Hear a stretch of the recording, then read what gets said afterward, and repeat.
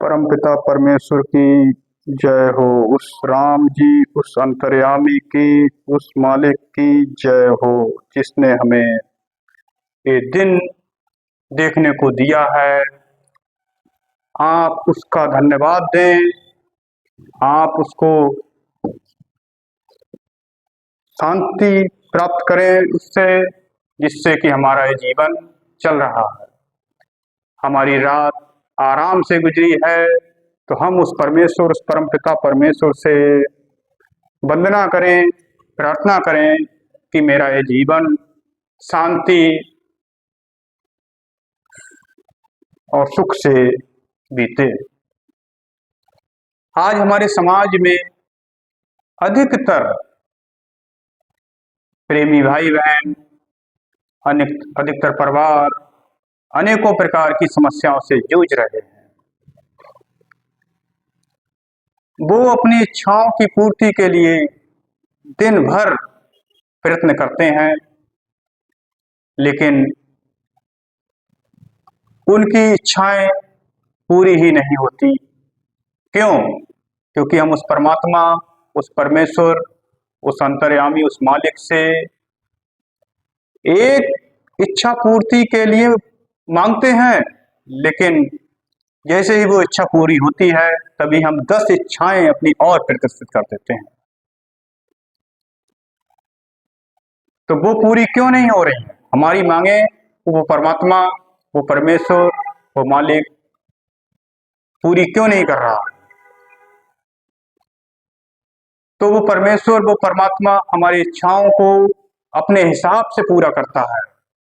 हम अपनी इच्छाओं की पूर्ति के लिए सबसे पहले हार्ड वर्क करें, कठिन कार्य करें, दिन भर मेहनत करें, तब उस परमात्मा, उस परमेश्वर, उस मालिक से मांगे। तब वो आपको, अगर आप हार्ड वर्क नहीं कर रहे हैं बल्कि सो रहे हैं, आलसी हैं और उस परमात्मा से मांगते रहते हैं, तो आपकी कभी भी मांगे पूरी नहीं हो सकती। वो आपको और आलस देगा और दुख देगा। क्यों? क्योंकि आप कुछ कर ही नहीं रहे हैं, आप कर्म कर ही नहीं रहे हैं। आप तो सिर्फ उस परमात्मा, उस परमेश्वर, उस मालिक से सिर्फ और सिर्फ मांग रहे हैं। जब तक आप को उस परमेश्वर, उस परमात्मा ने कर्म करने के लिए एक शरीर दिया है, एक मस्तिष्क दिया है और आपको एक समय दिया है, आपको जीवन दिया है, जिससे आप कर्म करते हुए, अपने परिवार का पालन पोषण करते हुए अपने जीव का उद्धार करें। आज अधिकतर मानव सिर्फ उस परमात्मा, उस परमेश्वर से मांगते हैं, लेकिन अच्छे कर्म या कर्मों की तरफ ध्यान न देकर, यदि आप कठिन कार्य करेंगे, मेहनत करेंगे, अपने कर्म को सही तरीके से करेंगे, तो अगर आप 80% कर्म करते हैं और उस मालिक से दुआ करते हैं कि मुझे मेरे कार्य में सफलता प्राप्त हो, तो 20% वो मालिक स्वतः आपको सफलता प्राप्त करके 100% पे पहुंचा देगा।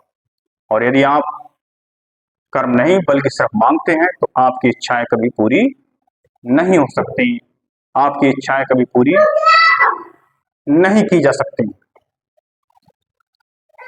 तो आज कौन सी इच्छाएं वो मालिक हमारी पूरी करता है और कौन सी इच्छाएं वो मालिक पूरी नहीं करता? तो जो जायज इच्छाएं होती हैं, जो जायज मांगे होती हैं, उन्हें वो मालिक पूरी करता है। और जो हमारी ऐसी भी मांगे हैं, ऐसी भी इच्छाएं हैं जो जायज नहीं है, जो आपके लिए उपयोगी नहीं है, उन इच्छाओं को वो मालिक, वो अंतर्यामी कभी पूरा नहीं करता। क्यों? अब कैसे मालूम पड़े कि आपकी जो मांगे हैं, आपकी जो इच्छाएं हैं, वो सही हैं या गलत है? तो सही इच्छाएं या जायज इच्छाएं या जायज मांगे वो मांगे होती हैं जिससे हमारा व्यक्ति का कल्याण हो, हमारा कल्याण हो, हमारे परिवार का कल्याण हो, हमारा परिवार सुखमय जीवन व्यतीत करे, हमारे समाज का कल्याण हो, हमारे देश का कल्याण हो, हमारे विश्व का कल्याण हो। कभी कभी कुछ मांगे ऐसी भी होती हैं जो हमारे लिए उपयोगी नहीं है, जो हमारे लिए अच्छी नहीं है, जिनका हमारे जीवन में सिर्फ आना, दुख का आना होता है। तो मालिक वो इच्छाएं आपकी कभी पूरी नहीं करता और ना ही करेगा। जैसे यदि कोई बच्चा, क्योंकि हम सभी उस मालिक के सामने उस बच्चे के समान है जो अबोध है, जिसको किसी भी प्रकार की कोई जानकारी नहीं होती, इसी प्रकार हम उस मालिक के समान छोटे हैं, अबोध हैं, अज्ञानी हैं। जैसे पिता के सामने एक छोटा नन्हा सा बच्चा होता है, तो कभी कभी वो बच्चा अपनी ऐसी मांगों को मांगता है जो उसके लिए घातक सिद्ध हो सकती है। जैसे यदि कोई बच्चा कहे कि मुझे ये सांप पकड़वा दो, तो क्या आप उसे उस सर्फ पकड़ा सकते हैं? नहीं। या कोई बच्चा कहे कि मुझे रोड पे छोड़ दो जहां सवारियां चलती हों, तो क्या आप उसे रोड पर छोड़ने की इच्छा करेंगे? नहीं। इसी प्रकार वो मालिक, वो परमेश्वर, वो परमात्मा हमारा पिता है, वो परम पिता है, और वो हमें ऐसी मांगे, जैसे हम आज अनेकों प्रकार की गलत सलत मांगे, गलत सलत इच्छाएं अपने मन में उत्पन्न करते हैं और उस मालिक से दुआ करते हैं कि हे मालिक, हे परमेश्वर, हे अंतर्यामी, मुझे मेरे इच्छाओं की पूर्ति करें, मुझे अपने लक्ष्य तक पहुंचाएं। तो कभी कभी किसी का लक्ष्य ऐसा भी होता है जो उसके लिए जायज नहीं है, तो वो मांगे कभी पूरी नहीं होती हैं। वो मांगे पूरी होती हैं, हमारा पिता, हमारा परमेश्वर वो इच्छाएं पूरी करता है जिससे हमारा कल्याण हो। अब किन चीजों से आपका कल्याण होता है? क्योंकि वो परमात्मा कण कण में वास करता है, वो सुप्रीम पावर जिसका कोई रूप नहीं है, वो सारे ब्रह्मांड को चलाता है, सारी सृष्टि का जन्मदाता है, और सारी सृष्टि उसी परमपिता परमेश्वर में सिमटी हुई है। उसके अलावा इस संसार में कोई भी नहीं, वो परमात्मा ही सर्वोपरि है, वो सर्वज्ञ है, वो सर्वशक्तिमान है। तो हम किसी अन्य के सामने अपनी इच्छाओं को, अपनी मांगों को या किसी भी प्रकार को भीख को न मांगे, हम किसी से कुछ न मांगे, सिर्फ अपने कर्म करें। क्योंकि इस संसार में मांगना मरने के समान है। जैसे महापुरुष कहते हैं कि मांगन मरण समान है, मत कोई मांगो भीख, मांगन से मरना भला, ये सतगुरु की सीख। हमारे सतगुरु कहते हैं, हमारे संत फकीर कहते हैं, हमारे महात्मा कहते हैं कि मांगना मृत्यु के समान है। अगर आपको मांगना है, अपनी इच्छाओं को पूरा करना है, या किसी वस्तु की मांग करना है, तो उस परमात्मा, उस परमेश्वर, उस अंतर्यामी, उस मालिक से मांगो जो सबका जन्मदाता है, हर सुख समृद्धि का को देने वाला है। उसके अलावा आप किसी से कुछ न मांगे, सिर्फ अपने कर्मों को करें। यदि आप मेहनत करते हैं और फिर उस परमात्मा, उस परमेश्वर से मांगते हैं, तो वो आपको 100% आपकी सफलता में सहायक होगा। और यदि आप कर्म नहीं कर रहे हैं, बल्कि सिर्फ और सिर्फ अनेकों प्रकार के इस संसार में जो आडंबर चल रहे हैं, ढोंग चल रहे हैं, उनमें विश्वास करते हैं, तो आप उस परमात्मा से हजारों लाखों मील दूर है, क्योंकि वो परमात्मा किसी ढोंग, किसी पाखंड, किसी आडंबर से खुश नहीं होता। वो और बल्कि नाराज होता है। वो कहता है कि हे, मैंने ये क्या किया। ऐसा मानव जिसके पास बुद्धि है, विवेक है, असीमित पावर है, असीमित शक्ति है, वो अनेकों प्रकार के पाखंडों में फंसकर मुझे उस परमात्मा के कहे रास्ते पर नहीं चलता, बल्कि अनेकों प्रकार के ढोंग, पाखंड, आडंबरों में उस परमात्मा, उस परमेश्वर, उस मालिक को ढूंढता है। नहीं, किसी भी पाखंड, किसी भी आडंबर से आपका कल्याण नहीं होगा, बल्कि यदि आपको अपना कल्याण और अपने जीव का कल्याण करना है तो सिर्फ और सिर्फ एक ही मार्ग है। वो है आपका कठिन परिश्रम, आपकी कठिन मेहनत करते हुए फिर उस परमात्मा से मांगे, तो आप कभी भी असफल नहीं हो सकते, क्योंकि सफलता का मार्ग उस परमात्मा के से होकर जाता है। आप अपने मन में धारण करें, अपनी इच्छाओं को धारण करें और कठिन परिश्रम करते हुए उस मालिक से दुआ करें। हमेशा उस मालिक से दुआ करें। जब तक आप अपने कर्म को पूरा नहीं कर लेते, आप अपनी इच्छाओं को पूरा नहीं कर लेते, जो जायज मांगे हैं, जो अच्छी मांगे हैं, जो आपके लिए चाहिए, अपने विवेक से जाने कि कौन सी मांग, कौन सा कर्म मेरे लिए अच्छा है। तब आप उस परमात्मा से मांगेंगे तो आप 100% सफलता के मार्ग पर अग्रसर जरूर होंगे। आज हमारे समाज में अधिकतर लोग कहते हैं कि वो परमात्मा कहाँ है, वो कैसे प्राप्त होगा। तो परमात्मा तो कण कण में है, आपको सिर्फ भजन सुमरन करना है, वो ध्यान करना है, वो मेडिटेशन करना है, वो परमात्मा को अपने अंदर ही देखना है।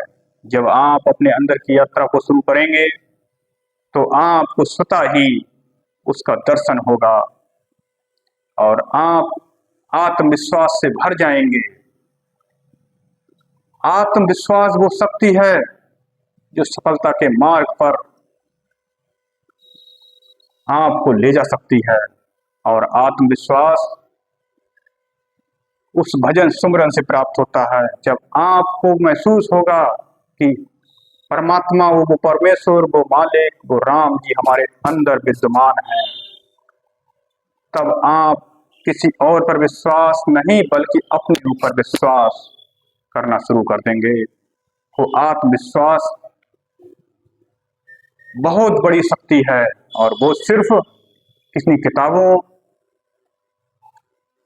किन्हीं पुस्तकों से प्राप्त नहीं होगी, वो होगी आपको भजन सुमरन से, स्वयं के अनुभव से। जब आप स्वयं का अनुभव करेंगे तो आपको अनुभव होगा, आपको महसूस होगा, आपको जानकारी मिलेगी, आपको स्वतः ही महसूस होने लगेगा कि परमात्मा का दर्शन मुझे हो रहा है। भजन सुमरन के अलावा कोई मार्ग नहीं है उस परमात्मा को पाने का। जब आप भजन सुमरन करेंगे तो साक्षात आपको दर्शन होगा, साक्षात आपको महसूस होगा। जब आप विचारों में जाकर अपने विचारों को शून्य कर लेंगे, उस समाधि को प्राप्त हो जाएंगे, तो आपको वो परमात्मा का दर्शन होगा और आप आत्मविश्वास से भर जाएंगे और सफलता के उस मार्ग पर चलने लगेंगे जिस पर चलकर आप अपने जीवन के किसी भी लक्ष्य को पा सकते हैं, किसी भी इच्छा को पा सकते हैं। इस संसार में किसी भी लक्ष्य को पाना असंभव नहीं है। असंभव है तो सिर्फ अपने आप को पहचानना। जब तक आप अपने आप को पहचानने के लिए आपको असंभव महसूस करते रहेंगे, तब तक जब आप सोचेंगे कि नहीं, मैं उस परमात्मा को पाकर ही रहूंगा। भजन सुमरन के द्वारा उस परमात्मा को पाया जा सकता है। इसीलिए प्रेमी भाई बहनों, आप कितना भी हार्ड वर्क करें, कुछ भी कर्म करते हो, क्योंकि अपने जीवन को चलाने के लिए कर्म करना अत्यंत आवश्यक है। अपने परिवार को पालने के लिए कर्म करना अत्यंत आवश्यक है। कुछ लोग कहते हैं कि चले जाओ घर से, वो ही सन्यास है। सन्यास वो नहीं, सन्यास वो है जिसमें हम गृहस्थ जीवन में रहकर भी अपने कर्मों को कर कर भी उस परमात्मा की भक्ति करें।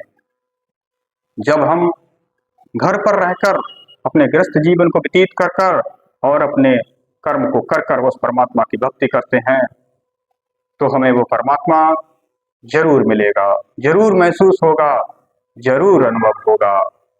तो घर पर रहकर जो भाई खेती बाड़ी करते हैं उन्हें खेती बाड़ी करते हुए, जो भाई व्यापार करते हैं उन्हें व्यापार करते हुए, और जो भाई बहन नौकरी पेशा करते हैं, नौकरी करते हैं, तो उन्हें नौकरी करते हुए, अपने कर्म को सच्चाई से करते हुए, ईमानदारी, निष्ठा और लगन से करते हुए 24 घंटे में एक छोटा सा समय उस परमात्मा के लिए, उस परमेश्वर, उस अंतर्यामी के लिए, उस पर ब्रह्म निराकार के लिए जरूर निकालें, क्योंकि वो समय आपका बहुत ही कीमती समय है। वैसे आप अपने समय को कहीं इधर उधर की बातों में लगा देते हैं, लेकिन हो सके तो आप आधा घंटा, 1 घंटा, चाहे आप 15 मिनट ही क्यों ना सही, उस परमात्मा को जरूर दें। उस अपने जीव के कल्याण के लिए जरूर निकालें, क्योंकि जब आप वो समय निकालेंगे तो वो समय आपका उस परमात्मा को जानने का होगा, वो कीमती समय। क्योंकि समय ही हमारे लिए बहुत जरूरी है। समय जीवन का आधार है, समय जीवन का आधार है। वो परमात्मा, वो परमेश्वर आपके जीवन में खुशियां लाता रहे। वो परमेश्वर, वो परमात्मा, वो अंतर्यामी आपके जीवन में खुशियां लाता रहे। इसीलिए प्रेमी भाई बहनों, आप अपनी मांगों को पूरा कर सकते हैं तो हमेशा उस परमात्मा और परमेश्वर से जो जरूरी मांगे हैं, और वो परमात्मा जो जरूरी होगा आपके जीवन के लिए, निराश ना हो। जो जरूरी होगा आपके जीवन के लिए, वो परमात्मा आपको स्वतः ही देता रहेगा। जैसे पिता अपने पुत्र को जो जरूरी होता है वो जरूर देता है, वो जरूर देता है। इसीलिए निराश ना हो और अपने लक्ष्य को पूरा करने के लिए मेहनत करते रहें, मेहनत करते रहें। जय हो पर ब्रह्म निराकार अंतर्यामी की जय हो, मालिक की जय हो, परमेश्वर की जय हो, मालिक की जय हो, मालिक की जय हो, मालिक की जय हो, मालिक की जय हो, मालिक।